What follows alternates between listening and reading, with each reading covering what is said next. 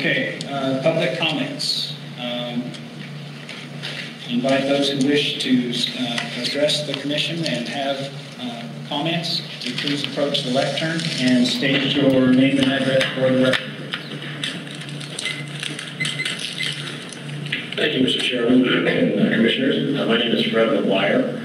I live at 674 South Park Street here in Casper. Been a Charlotte County resident for 38 years with the school district as a math teacher and elementary principal for 35 years.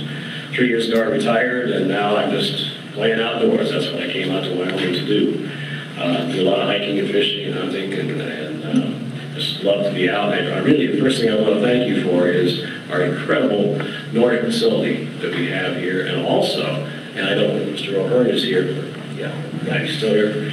Also, the parking, the winter parking for the bridal trail. Thank you so much for that. It's been over the years we were parking illegally parking along right away, and that wasn't the greatest deal. The other issue I have. On January 6th of this year, this commission approved a bill to the American Land Council for $1,000. I'm just curious if, do you remember that? It was one of probably hundreds of bills that you approved that.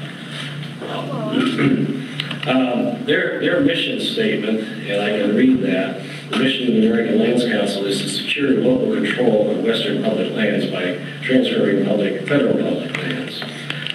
Sounds like a great idea. I, as a sportsman, along with many other sportsmen's groups, have come to really be opposed to the idea of transferring federal lands to the states. Yeah, I know the feds don't do everything right, but when we have a $50 million fire season in the state of Wyoming, and we have to spread that out among 600,000 people, it's not quite the same as spreading it out among 320 million people. I just really urge you to take a good look at this. I don't know if you plan to continue to give to that organization. Oddly enough, in today's paper, Star Tribune, there is a watchdog, outdoor or public lands watchdog group that is asking 3 state attorneys general to investigate a Utah landmaker who has led to the push for the western states to take control of this public lands. This person, Ken Ivory, is the American Lands Council head man. He's the one that got this thing all going. And just for your information, in 2013, American Lands Council earned $228,000. Of that, $95,000 went to Mr. Ivory's salary, and $19,715 went to his wife's salary. And again, they're asking for this to be investigated because they definitely feel that there's some stuff going on here that probably shouldn't be.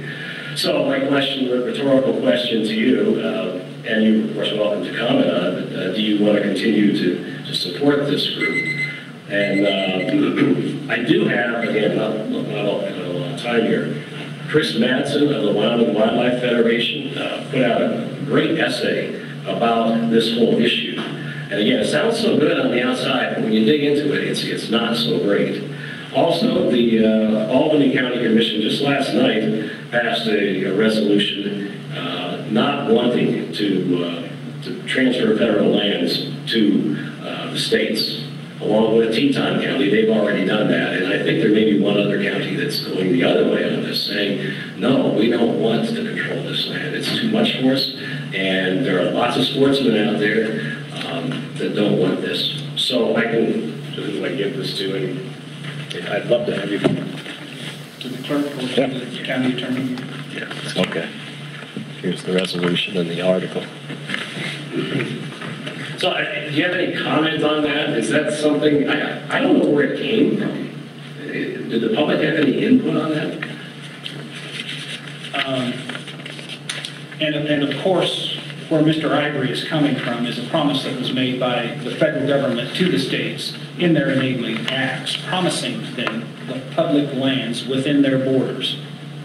That was guaranteed by Congress to the individual states, and that promise has not been kept, obviously. Right, but there's a lot of other issues there. A lot of people say that that's very much illegal and this can't happen.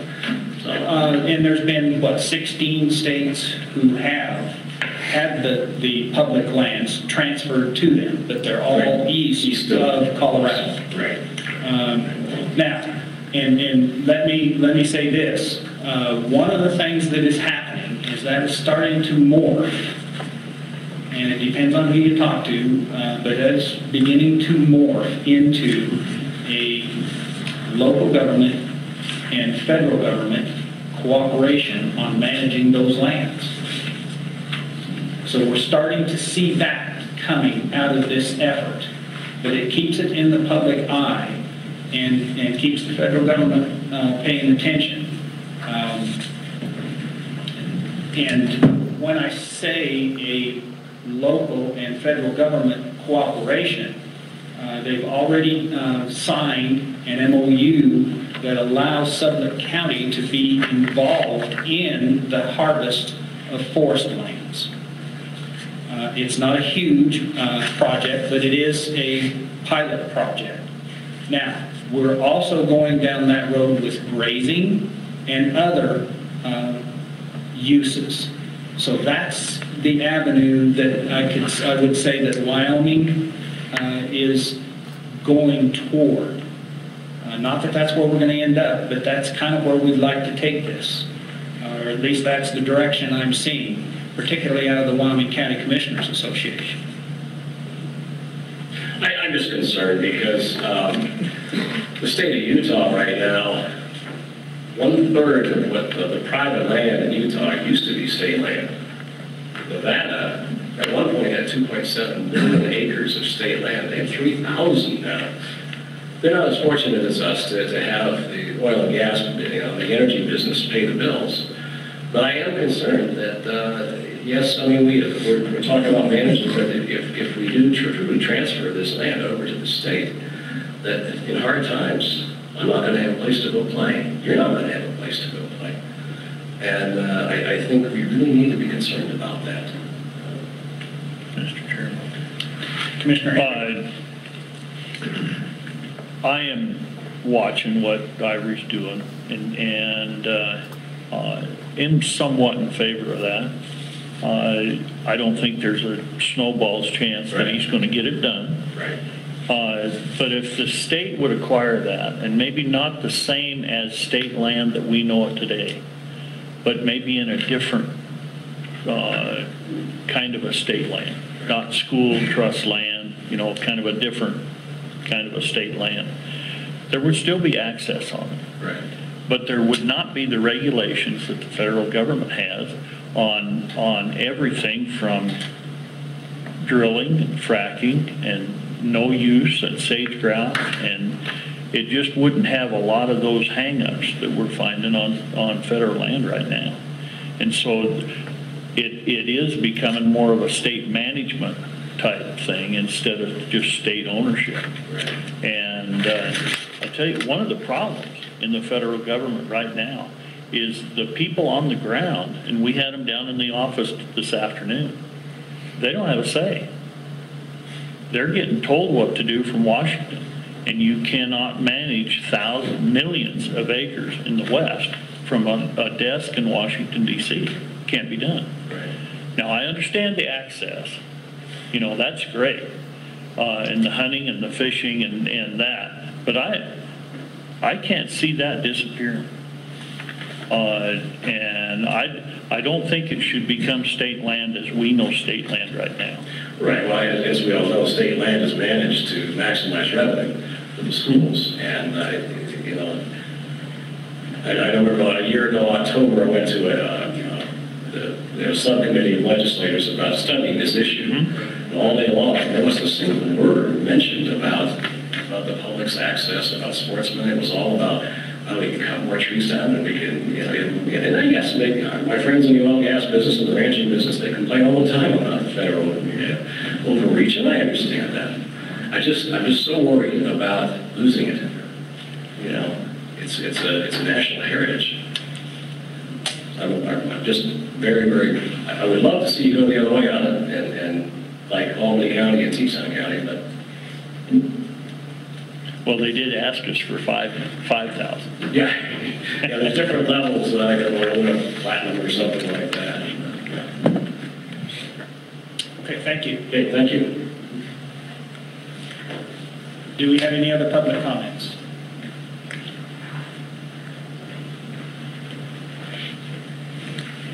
Ben Coucher, 660 North 6 Mile Road. I wanted to see how it turned out before I made a public comment. Mr. Chairman and Commissioners, I've generally noticed that there's been a lot of rain falling in Corona County.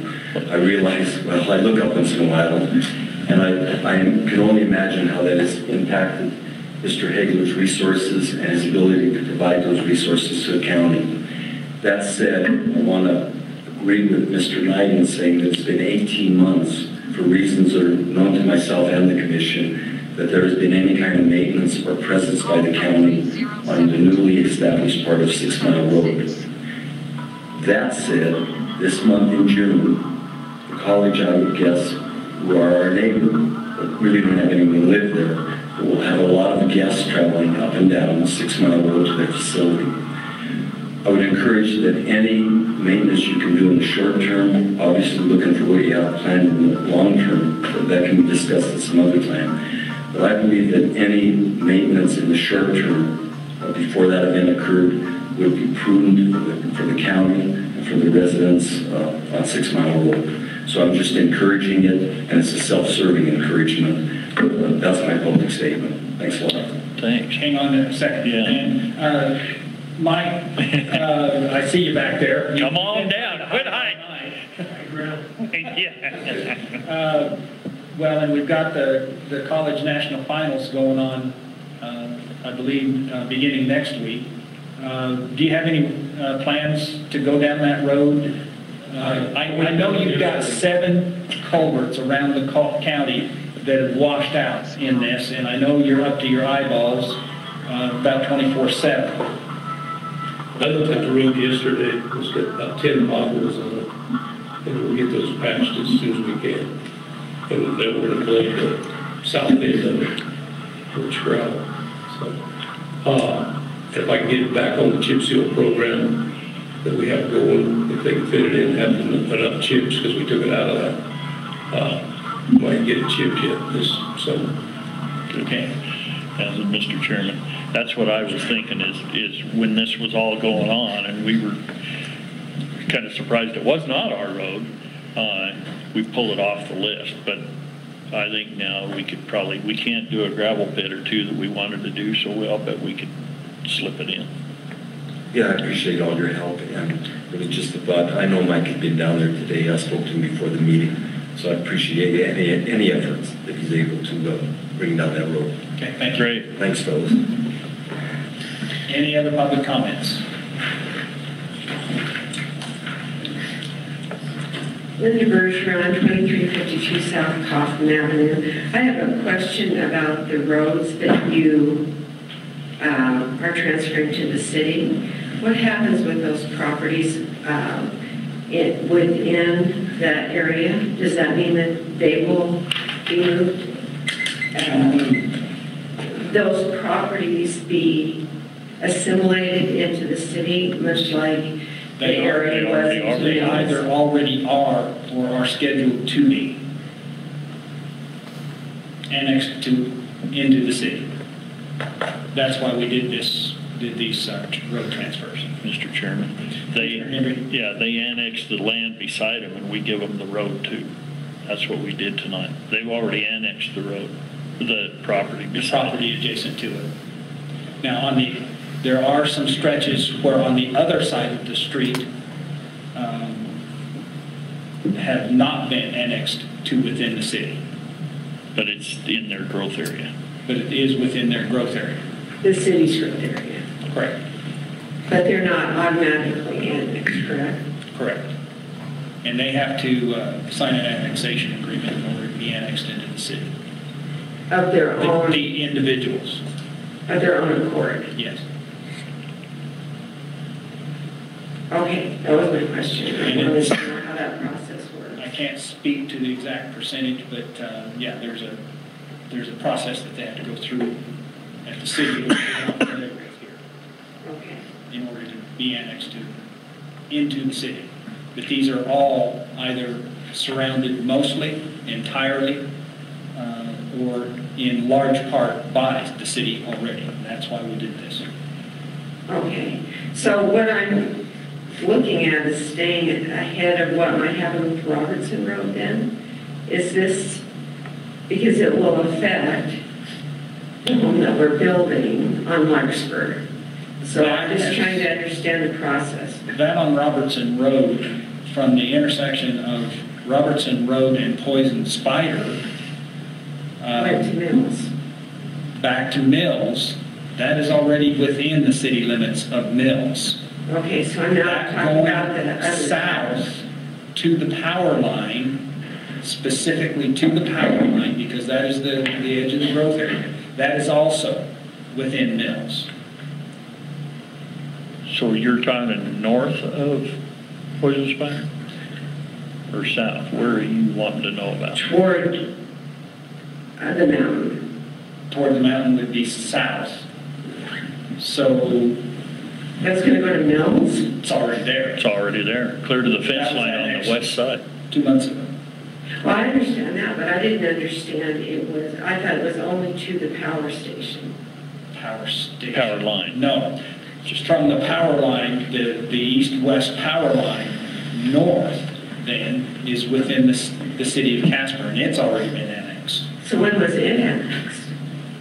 3 years ago, I believe. I think you said it from the power line north. From the power line south, South. it's been annexed into the city. South. That's within the city limits already. The conversation that we're having with the city on Robertson Road is who, for that 200 or 300 feet underneath the power line, technically that's still ours. All the rest of it is either Casper's or Mills. But it's only under, that much of the road under? What I'm trying to That is find out still is counted. how it's affecting across the river. It's not. Okay, it's not affecting that? Across, Only what the city of Casper annexes. Paradise Valley. yes. Oh, it doesn't have anything to do That's with the it. part, yeah, has nothing to do with that. So it's still in the county, right? You are still in county. You Okay, are. perfect, that answers my question. Thank you. Do we have any other public comments?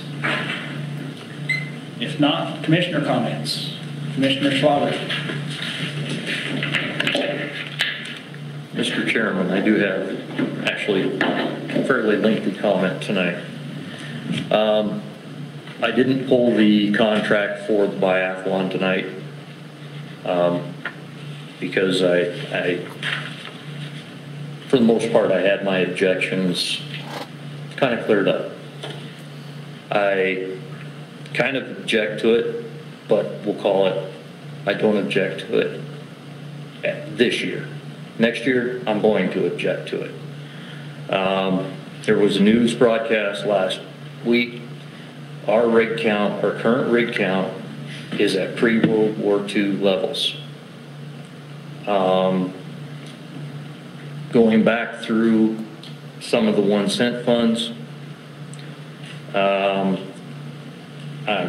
guess I'm befuddled. Looking back, I'm trying to, and I'm going to look at Tracy for this. Do you have a listing of the top priorities for our 1 cent funds? No. Of where citizens want that money spent? I can't seem to find where that. Can I offer some comments on that? Sure. Okay, we have 3.9, roughly 3.9 million per year in 1 cent fund revenues. Okay. When we went to the voters, prior to going to the voters, this was one of the projects that we went to the voters with, and we committed $500,000 of 1 cent funds to this project. Okay. So each year then, what became apparent to me was everybody in the 1 cent who asked for 1 cent funds started calling me. When do I get my money? Right. So I talked to each one of them and said, well, we only have, remember, we only have a maximum of 3.9 available. And Okay. those are projections. So you tell me how much you need each year. Right. So each of them broke down their needs for us. Mm-hmm. And that was that sheet that I faxed or emailed to you that has the yearly breakdown of who gets how much each year. Right. The first year, I believe the total ask of on demand was somewhere in the neighborhood of 3.4 to Okay. 3.5. I'm going to stop you there, Mr. Chairman, Okay. because based on the comment that was made by our county clerk yesterday, her comment was, we have never done it this way before. We have never done it this way before. In our 1 cent funding, we have never done it this way before. So that tells me that however this 1 cent process was done this time has never been done this way before. Which leads, I don't know. It leads me to believe. It leads me What to. hasn't been done? I don't know, Mr. Chairman. We would need to talk to Ms. Renee Vito about that, because it leads me to believe that some promises were made about this 1 cent monies by someone, I don't know who, but a comment that was made yesterday in our office that this was never done this way until this year, that leads me to believe that this is not the proper way that this is to be done. Okay, I can't find out what our top priorities are for the 1 cent. Nobody has that information. I'm going to the city of Casper to find out what our county top priorities for 1 cent money is. I have a problem with that. Why am I forced to go to the city of Casper for Natrona County's 1 cent monies, priorities? Can anybody explain that to me?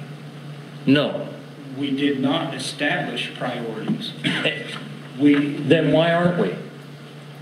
1 cent funds are 1 cent funds are extra monies.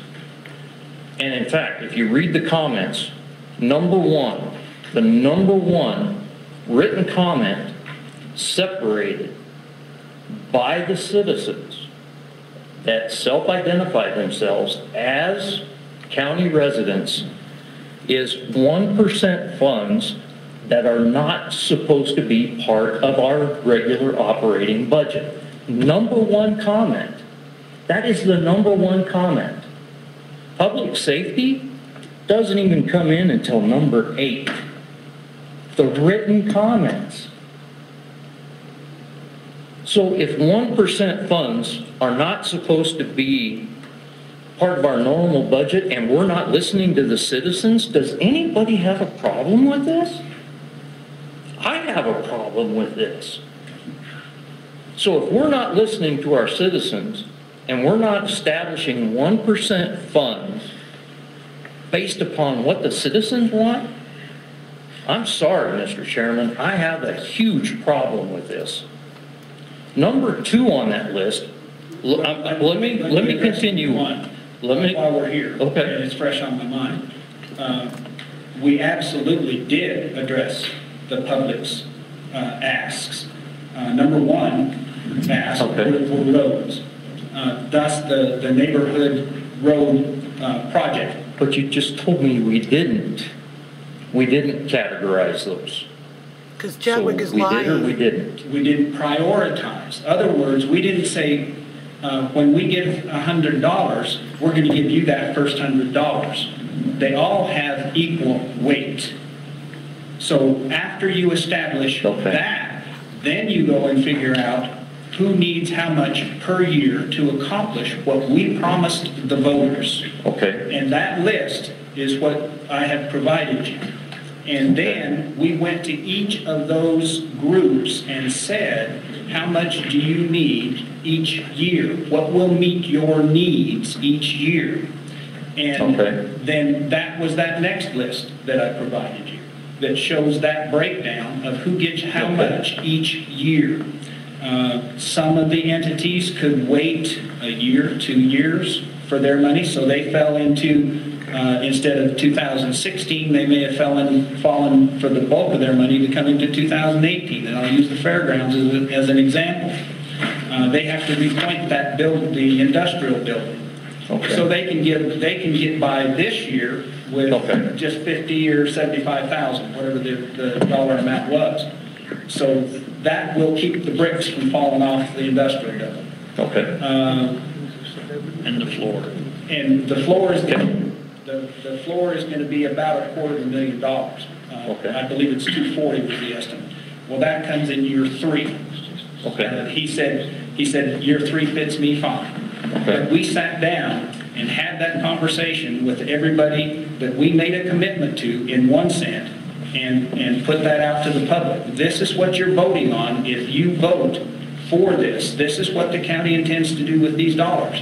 And so we have made a commitment to the county and fully intend to. But why when I ask for those top 10, nobody in the county can But get those to me? we did not prioritize the top 10. We didn't say that you get the first $100, you get the next $100. Well, I'm not saying a priority. I want to know how the citizens of Natrona County said, here's what I want our 1 cent funds spent on. And nobody has that. Why? Mr. Chairman, I think Eileen's got it. And I've got it She on my doesn't have computer. it. I've already talked to her. We had all those meetings. Yeah, I've got it on my She doesn't computer. have it. Those surveys were, She doesn't have it. those Well, surveys. All I've got is written. I'll email it to you. That would be fantastic. Yeah, those numbers were all done in meetings, in city-county meetings held all over the county, numerous of them, and those numbers are all available. Okay. The next thing, the next problem I have with the 1 cent funds is I hear about this opportunity fund and I hear about these 1 cent monies to help these folks with the improvement service districts. And I'm sorry, giving 1 cent funds that are meant for an entire county, just for free to small portions of a community is not right. I think if we're going to do something, we give them a low interest loan and they pay the money back.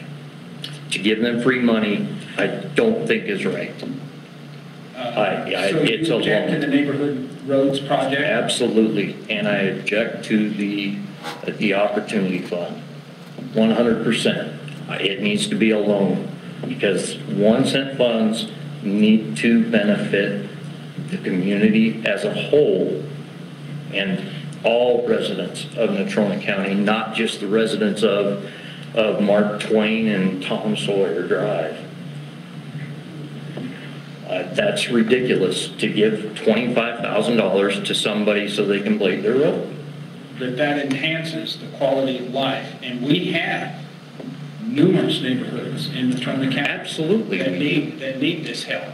Absolutely. And that's what it was set up and designed for, is to help those people. But not take the whole load on. They need to help themselves too. Thus the matching I still think aspect of it. I still and think that it was needs the to be a. promise that we made to the county when we sold it. I think it needs to be a low interest loan. And you're willing to make that suggestion, and That's my opinion, and that's all I have. okay. Thank you. Any other commissioner comments? I have nothing.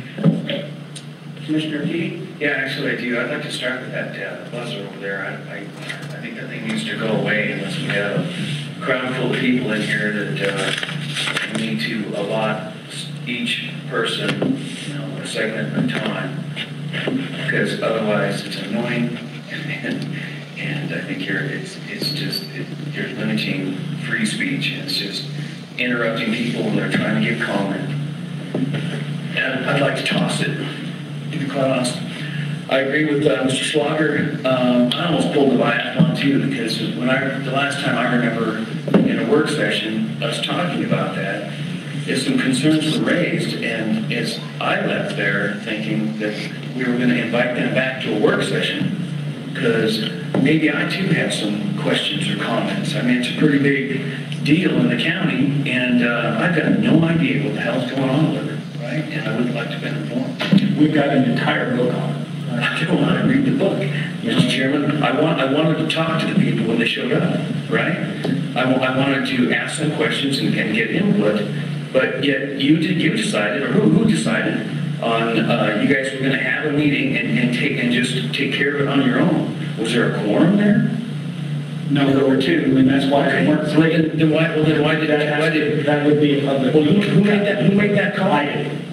And we had concerns with the contract and how it was worded.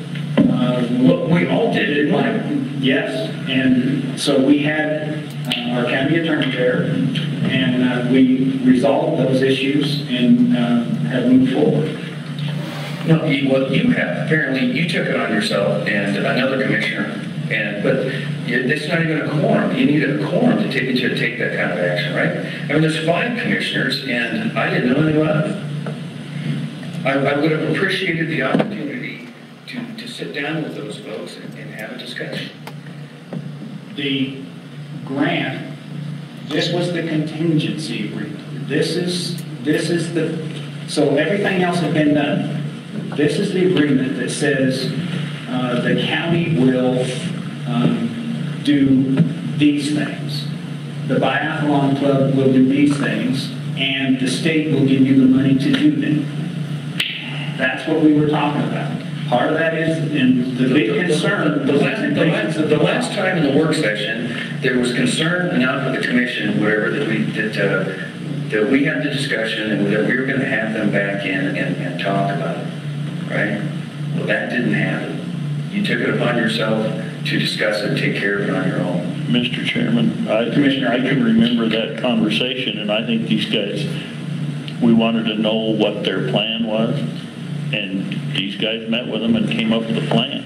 And to bring it up now, you should have pulled it. If you had, I should have pulled it. That's my bad. I should have pulled it. Should have pulled it because you voted on the consent agenda. I did. Won't happen again. Okay. Guarantee it. But pull it off, or come in and talk to these guys. Just have a conversation with us. I'm not unavailable. How am I going to know? I didn't even know you had the meeting. How am I going to know to ask the question? Because I was still honestly waiting was on to show up on a work session. Well, it showed up when Michelle sent out the agenda. No, I understand. Look, all right, let's move on. It was on there. We need to talk about travel. 4 weeks ago, roughly, you said that you and Rob were going to a meeting, right? And I was guessing I was completely wrong, that maybe you're heading to Lander, Rock Springs, I don't know, somewhere for your meeting. And I know that Shawnee County Commission has had several times in the past has had to ask other departments to limit their training and travel budgets, right? I was floored last week when I saw that there was a voucher for to prove your flight to Hawaii. I was absolutely floored. And I think it's even more pertinent that a county commissioner take advantage of something like that, because one of our primary responsibilities is the budget. So in doing so, you have forfeited your ability to ask another department to be conservative in their travel and training budgets. I thought I will applaud Connie Jacobson last week, who was talking about she tries to complete her certifications that are required for her, that she only tries to travel on the north end of Colorado because the south end of Colorado is more expensive and more time away. And you guys went to Hawaii. I'm speechless. How much did you pay me to go to Hawaii? I don't know. I asked that question. I don't know. 0. Well, thank you for that, right? You paid the registration. Except for, you know, convention fees, right? Pay the registration. And those meetings we don't have any control where those meetings go. You have control about whether or not you go. And we also have control of whether we're going to be sitting at the table on these particularly public lands, and that's the committee that I sit on, is the public lands. Rob sits on, and it's a steering committee. And we have input, direct input. This keeps us from being on the menu as opposed to being at the table. This is what we do at these meetings, is we discuss how county commissioners can influence federal legislation. How do we do that? Who does that? That's what happens at these meetings. So know that they're not just a vacation trip. I paid, other than my airfare and motel room, I paid all my other transportation fees, all my meals, and I do that on a routine basis. I spend thousands of dollars a year out of my own pocket to go to Lander, to go to Washington, D.C., to advocate for not only Natrona County, but Wyoming. And that's where Rob's position puts him. He has to advocate because he is vice chairman of the WCCA, Wyoming County Commissioners Association. So that's why he goes. I go as, I was the first one to go. I have more experience, and I am on the Public Lands Steering Committee. So I sit at the table, I vote. I have a vote. If you're not on that, you don't get to vote. And what we face is just like any other legislation, is if we're not there and we're not voting, then the eastern states crush us because they have votes too. Well, you know what? You can try and rationalize it. That maybe I stand alone. Maybe I'm the only one that doesn't think this was a conservative move, and I'm fine with that, right? But your comment when you came back last week is you can't do anything until there's a change in administration. I'm thinking, you know what? I don't think that was money well spent, if that's all you brought back. Okay? And in the past, you know, we've had some discussion about you know, sending different commissioners to Washington, D.C. You know, we were all kind of aware, right? And I was completely unaware of this, and I guess I'm just out of the loop on several things.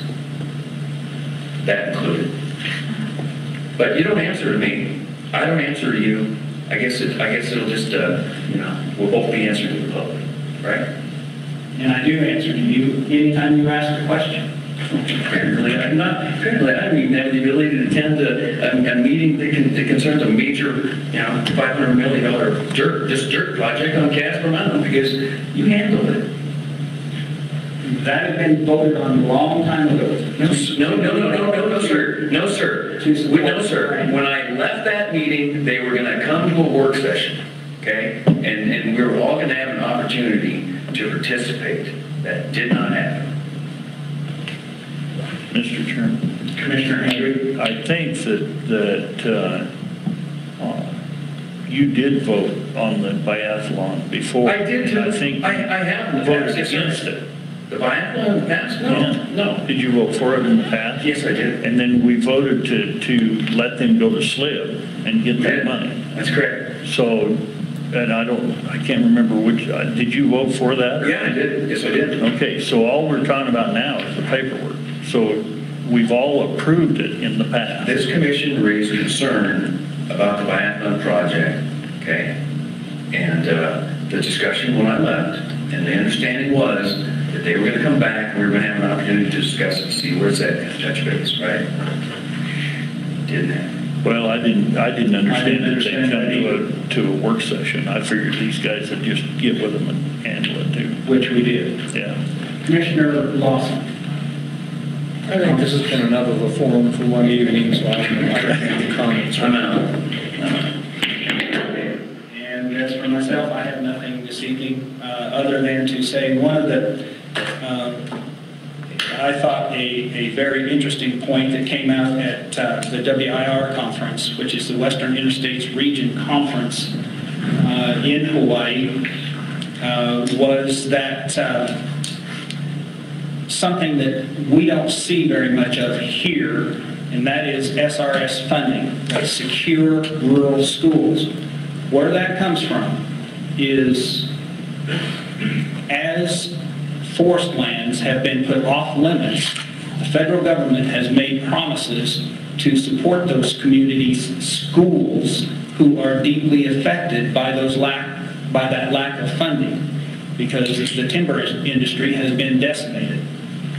An individual from Headwaters came and made a presentation, and he talked about how we can do this, how we would pursue getting the funding permanent through the federal government. An individual from a fellow commissioner from Washington State said, folks, we need to change the paradigm. We need to find out how much it costs the federal government for this program. And we find that out pretty easy, versus what it would add to the nation's economy if we put those people back to work. And so he challenged everybody to work on that. Let's get these people back to work. Let's get this money back into the treasury. Those are the kinds of things that we work on a routine basis when we go to these meetings. And if it's not SRS, it's PILT, which is last year, or for the current fiscal year, about $3.4 million for the county. We work on ESAs, Endangered Species Act. The list is endless, what we talk about and work on. The Public Lands Committee is probably the busiest and has the largest agenda. So there's lots for us to talk about. Rob is on the Energy Committee. So if we don't go and vote for these issues, it just doesn't happen. The eastern states, because they are so much more populous than us, just override whatever we want to do because there's more of them. So we have to be at the table voting. And if you're not there voting, they will outvote you. And they will force things down our throats that we don't like. Waters of the U.S. Now, if we were lucky, Waters of the U.S., NACO, which is all commissioners from the country, NACO adopted a strong position against Waters of the U.S. And that will affect everybody's personal property rights. The federal government will be able to tell you what you're going to do on your property with these newly adopted rules. I believe that's going into effect either this week or next week, that the EPA is going to make those rules official. So that's what we do on these trips. And we talk to legislators, congressional and Senate, both House and Senate, when we go. And not just ours, we talk to other states. We talk to the BLM. We talk to the Washington BLM. We talk to the Washington Forest Service. We talk to the Fish and Wildlife Service. We talk to the actual directors of those departments and say, here's our concerns. We think you're overstepping your federal bounds, even on this fracking rule that just came out. I personally spoke with the BLM about that and addressed them and our concerns and our state's concerns about their meddling in the state's affairs. So these aren't trips taken lightly. We do a lot of these at these meetings. And that concludes Commissioner Hendry. Just for full disclosure, I'm going to South Carolina the 10th of July. And just exactly what the chairman was talking about, there will probably be a resolution to outlaw fracking. Will you be spending county tax dollars? I'm not sure yet. Well, you know what? Probably. Well, you know what? If you are, I think we need to come up with a policy and decide, I mean, if you're going to be spending county tax dollars, I think the commission ought to have some input on it, right? Okay. Okay? Right? I mean, there's never really been I don't know, a hard, fast rule, but you know what? I think there needs to be from this point forward, right? We're in a budget session. You know what I mean? I mean, seriously, because, I mean, what the hell, if I find, you know, a meeting up, you know, in Congo, I'm just gonna up and go, and you guys are gonna sign the voucher? I don't think so. Right? But I can come back and tell you, you know, it was pretty beneficial. You know, so if you're gonna be spending tax, you know, county tax dollars, if we're gonna be going, and maybe the thing is just, you know, out of state or whatever, you know what? The commission should have some input. The commission should have some say, and that's only fair. Okay. Sounds good. Any other comments? I'll be voting against that resolution to end You know what? fracking. And that is not a conservative thing to say, right? It isn't. You vote how you vote, bud. You want to do away with fracking? You want to start this discussion? We have got to, as county commissioners, we've got to draw the line and say, for our government, for our people in this county, for the state of Wyoming, we have to have fracking. That's the only way to get it out of the ground. Now, excuse me for this, but how the hell did my comments about you flying to Hawaii, as chairman flying to Hawaii, I didn't mention your name once because I don't know, you know, who paid for your trip and your food, right, and everything else, right? How did we get from that to whether or not I'm for fracking? Well, you were very concerned about trips, and I just told you I was going to South Carolina. And I'm representing Natrona County and the state of Wyoming. So you won't be blindsided by the fact that if you get a voucher that says South Carolina on it, you'll know about it. Yeah. Well, if you're going to be spending county tax dollars, the commission should have the opportunity, whatever, to, you know, say yay or nay, right? Okay. And I think you're well aware of where I stand on fracking, Ron. Well, I would hope so. Okay. If there's no further comments, this meeting's adjourned. I'm headed to Sheridan. I still got a ride.